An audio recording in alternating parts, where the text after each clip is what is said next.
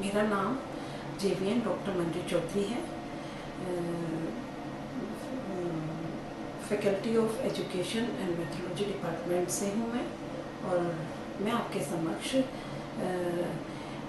Pedagogy of Hindi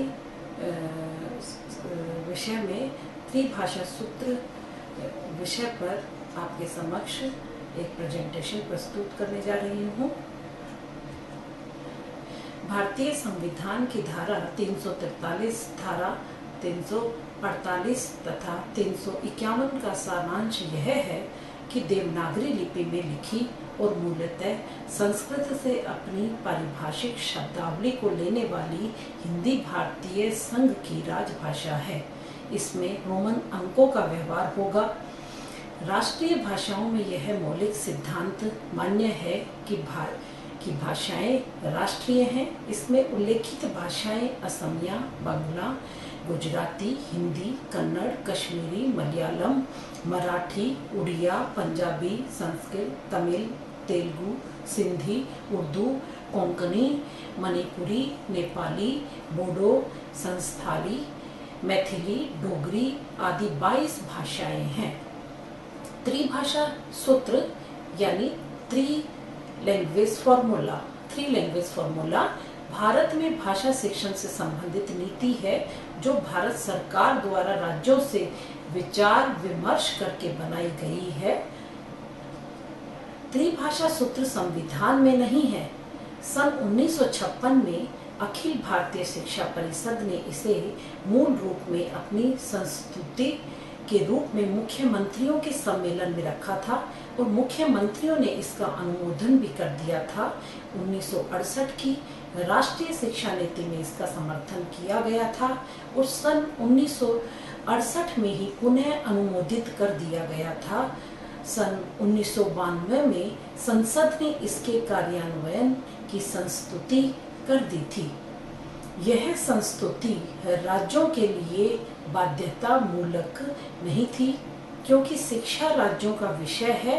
सन 2000 में यह देखा गया कि कुछ राज्यों में हिंदी और अंग्रेजी के अतिरिक्त इच्छानुसार संस्कृत, अरबी, फ्रेंच तथा पोर्चुगीज भी पढ़ाई जाती है। त्रिभाषा सूत्र में नंबर 1 पर शास्त्रीय भाषाएं जैसे संस्कृत, अरबी, फारसी, दूसरे नंबर पर राष्ट्रीय भाषाएं, तीसरे नंबर पर आधुनिक यूरोपीय भाषाएं हैं।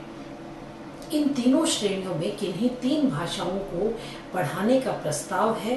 संस्तुति यह भी है कि हिंदी भाषी राज्यों में दक्षिण की कोई भाषा पढ़ाई जानी चाहिए। केंद्रीय विद्यालयों में जर्मन और संस्कृत भाषाएं पढ़ाने को लेकर चल रहे विवाद में 3 भाषाओं के फॉर्मूले पर भी बात हो रही है। हमने बात की जाने माने शिक्षाविद अनिल सदगोपाल से और इस मामले से जुड़े सवाल रखे। इसके तहत आखिर क्या है ये फॉर्मूला? इसके तहत स्कूलों में छात्रों को 3 भाषाओं की शिक्षा दी जानी थी। हिंदी भाषी राज्यों में छात्रों को जो 3 भाषाएं पढ़ाई जानी थी वो थी हिंदी, अंग्रेजी और एक आधुनिक भारतीय भाषा। आधुनिक भारतीय भाषाओं में बांग्ला, तमिल, तेलुगु, कन्नड़, असमिया, मराठी और पंजाबी और कुछ अन्य जबानों को शामिल किया गया। गैर हिंदी भाषी राज्यों में मातृभाषा के अलावा हिंदी और अंग्रेजी पढ़ाई जानी थी। आजादी के बाद इस नीति को क्यों लागू किया गया? अब हमारे समक्ष यह प्रश्न है। आजादी के बाद प्रतिस्पर्धा परीक्षाओं या सिविल सेवा के इम्तिहानों में हिंदी को अहमियत देने का गैर हिंदी भाषा वाले राज्यों में विरोध हो रहा था।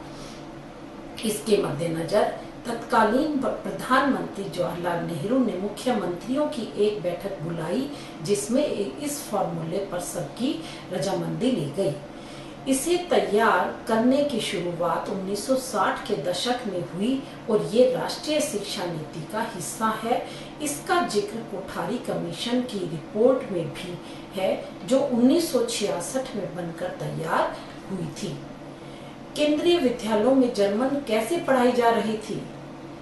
दुनिया भर में बाजार विभिन्न क्षेत्रों को प्रभावित कर रहा है। भारतीय शिक्षा नीति भी इसमें अछूती नहीं है। केंद्रीय विद्यालयों में आधुनिक भारतीय भाषाओं की जगह जर्मन का पढ़ाया जाना यही संकेत देता है। इसका पढ़ाया जाना एक तरह से भारतीय संसद के लिए गए फैसले का उल्लंघन है। जिन लोगों ने ये फैसला लिया था उनके खिलाफ कार्यवाही होनी ही चाहिए। इसे संस्कृत से जोड़कर क्यों देखा जा रहा है? देखिए, मैं कहना चाहती हूँ कि 3 भाषा वाले फॉर्मूले को तमिलनाडु छोड़कर दूसरे सूबों में तो बेहतर तरीके से लागू किया गया, लेकिन हिंदी भाषी क्षेत्रों में इसे लागू करने में बेईमानी हुई। छात्रों को आधुनिक भारतीय भाषा की जगह संस्कृत पढ़ाई गई। संस्कृत किसी भी तरह आधुनिक भारतीय भाषा नहीं है। विरोध संस्कृत का नहीं है, लेकिन नीति ये नहीं है। नीति थी आधुनिक भाषा पढ़ाने की। तो सरकार को क्या करना चाहिए? सबसे पहले इस सरकार को हिंदी भाषी क्षेत्रों में 3 भाषा फॉर्मूले के तहत आधुनिक भारतीय भाषा की पढ़ाई लागू करनी चाहिए। 20 अगस्त 2015 को केंद्रीय माध्यमिक शिक्षा बोर्ड ने कुल 16,000 संबद्ध स्कूलों को निर्देश दिया कि उन्हें 3 भाषा सूत्र को लागू करना होगा। लेकिन यह वास्तव में क्या है और यह उन लोगों के लिए फायदेमंद हानिकारक कैसे होगा? बोर्ड जैसे शिक्षक और छात्र सीबीएसई बोर्ड से संबद्ध बहुत से स्कूल अब डर रहे हैं। 3 लेटेज फॉर्मूला के कार्यान्वयन से अंततः स्कूल में विद्यार्थियों के विकल्पों को सीमित कर दिया जाएगा, जो वे विदेशी भाषाओं को सीख रहे हैं। सीबीएसई द्वारा जारी किए गए एक परिपत्र ने वास्तव में स्कूलों को पढ़ाई के लिए अपनी अधिमान्य भाषा के बारे में छात्रों से जानकारी प्राप्त करने का निर्देश दिया। इस सूत्र के पेशेवरों या विपक्ष के बारे में बहस करने से पहले आइए इसे पूरी तरह से समझें, ताकि ग्रीन हॉर्न को पता चले कि हम किस बारे में बात कर रहे हैं। 3 भाषा सूत्रों की जड़ें वर्ष 1961 में वापस आई और इसे भारतीय राज्यों के विभिन्न सीएम की बैठक के दौरान सर्वसम्मति के परिणाम स्वरूप लागू किया गया था। 1968 की राष्ट्रीय शिक्षा नीति के अनुसार 3 भाषा सूत्र का अर्थ है कि एक तीसरी भाषा हिंदी और अंग्रेजी के अलावा जो आधुनिक भारत से संबंधित होनी चाहिए, हिंदी भाषी राज्यों में शिक्षा के लिए उपयोग की जानी चाहिए। उन राज्यों में जहां हिंदी प्राथमिक भाषा नहीं है, हिंदी के साथ क्षेत्रीय भाषाओं और अंग्रेजी का उपयोग किया जाएगा। कोठारी आयोग 1964 से 66 द्वारा इस सूत्र को बदल दिया गया और संशोधित किया गया, ताकि समूह की भाषाओं की क्षेत्रीय भाषाओं और मातृभाषा को समायोजित किया जा सके। इसके अलावा हिंदी और अंग्रेजी लाइन के 2 सिरों पर बन रहे ऐसा माना जाता है कि 3 भाषा का सूत्र सिर्फ एक रणनीति है और इसे राष्ट्रीय भाषा नीति के रूप में नहीं देखा जाना चाहिए। तो मूल रूप से यह इस तरह होना चाहिए। पहली भाषा जिसे छात्रों को पढ़ना चाहिए, मातृभाषा या क्षेत्रीय भाषा। दूसरी भाषा हिंदी भाषी राज्यों में यह अंग्रेजी या आधुनिक भारत से संबंधित कुछ अन्य भाषा होगी। गैर हिंदी राज्यों में यह अंग्रेजी या हिंदी होगा। तीसरी भाषा हिंदी भाषी राज्यों में यह अंग्रेजी या आधुनिक भारत से संबंधित कुछ अन्य भाषा होगी, लेकिन वह जिसे दूसरी भाषा के रूप में नहीं चुना जाता है। गैर हिंदी राज्यों में यह आधुनिक भारत से संबंधित अंग्रेजी या कुछ अन्य भाषा होगी, लेकिन वह जिसे दूसरी भाषा के रूप